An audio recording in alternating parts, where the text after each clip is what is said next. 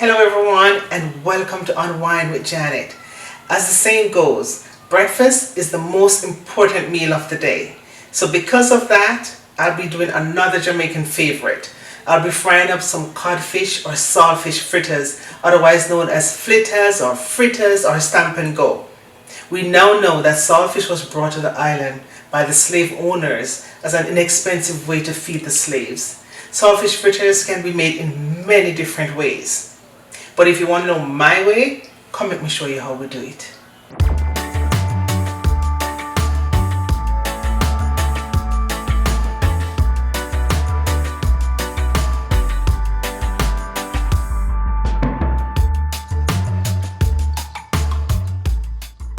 This saltfish fritter recipe, we're going to need some saltfish or codfish, flour, baking powder, black pepper, a little bit of thyme. If you have fresh thyme, you can use the leaves from it, a little bit of salt, and tomato, scallion, scotch bonnet pepper, and onion. Before we do anything else, we have to make sure that we get rid of most of the salt from the saltfish, and we do that by boiling it for about 10 to 15 minutes, after which we're going to pull it apart.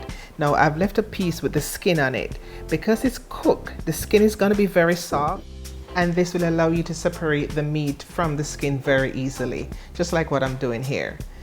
If you prefer, you can also soak your saltfish in room temperature water a few hours or overnight. Either way will work, but I prefer to boil my saltfish because it makes it so much easier. So now I'll be putting all my dry ingredients together, and the reason why I do that is because I want to make sure that everything is evenly distributed. So I have the baking powder, the thyme, black pepper, and I did use a little salt, even though you might say it's saltfish fritters, why are you using salt? But the dough, you want to make sure that whenever you're eating it, the dough is not fresh. So it's just a pinch of salt that you're going to add to the dough. After everything is in it, you just want to combine. Now you can add your saltfish or codfish, and then you're just going to mix everything together. And after all of this, I'm going to prepare the rest of the ingredients. So I'm going to be cutting up my scallion, my pepper. Now for the pepper, this is scotch bonnet pepper. You want to make sure that there's no seed in it, and you want to mince it as fine as possible because you don't want to get chunks of hot pepper whenever you're eating.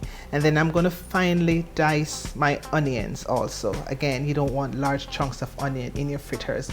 The tomato, I'll do the same thing. I'll dice it finely and add it. I should also point out that if you want to add a little color to your fritters, you can also add a little bit of curry to the dough. We're going to mix this very well before we add the water.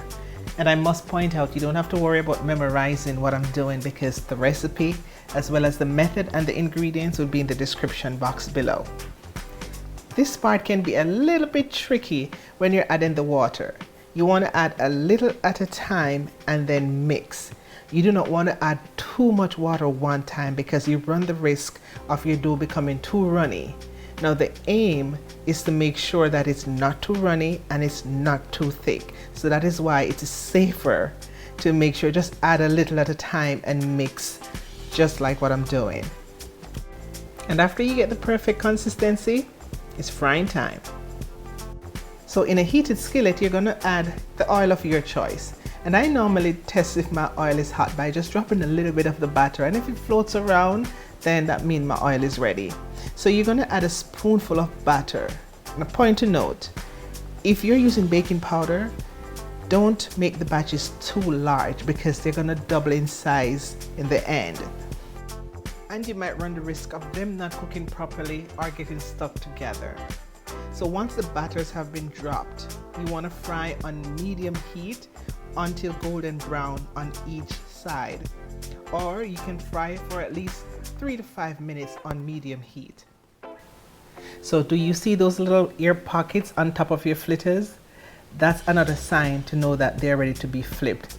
If you realize I said fritters because in Jamaica most times we say fritters instead of fritters. So if you hear that, that's another name for fritters, okay? So one way in order for me to tell if they're finished is I do the weight test. So what I would do, I would lift a fritter with the fork, and if it feels a little bit lighter than what it was before, then I'll know that it's done. It means that the dough is all cooked on the inside. Another way you can tell, if you're deep frying it and once they float to the top, then that's another telltale sign that they're done. Let me tell you, man, the best time to enjoy saltfish fritters is when you take them straight from the pot. They're extra crispy and they're hot. Now, we normally have these as breakfast, but because of how tasty they are, you can have them any time of the day. So I remember growing up, we would normally have it on Friday evenings, because we would call Friday evening lighters evening, when my mom didn't cook really anything heavy on Fridays. So we would have something light.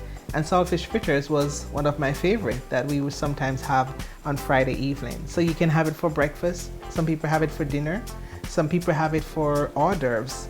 So it depends on you how you want to enjoy it. They're very tasty, especially when you get a good bite and it had a good amount of saltfish in it.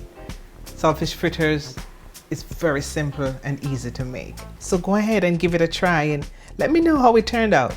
Leave your comments in the comment box. Thank you everyone for watching. I hope you liked this video. And if you did, make sure to give it a thumbs up and hit that subscribe button so you don't miss next week's video.